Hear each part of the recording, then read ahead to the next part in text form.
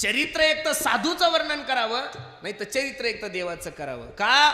देवाचं चरित्र तुमच्या आणि माझ्यासाठी आदर्श आहे आणि साधूचं चरित्र तुमच्या आणि माझ्यासाठी काहीतरी हितकारक आहे. म्हणून या दोन महात्म्याचे चरित्र तुमच्या आणि माझ्या जीवनात घडले पाहिजे. मानवी देहाला आलेल्या प्रत्येक जीवातून देवाचा उत्सव घडला पाहिजे.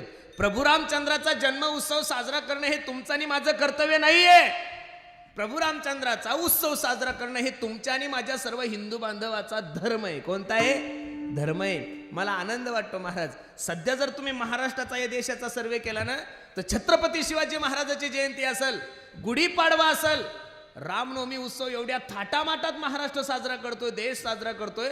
अख्खा महाराष्ट्र नव्हे, अख्खा जिल्हा नव्हे, अख्खा देश नव्हे, अख्खं विश्व या दिवशी भगवामय झालं. याचं कारण फक्त आपण हिंदू मंडळी आहोत महाराज. केला पाहिजे.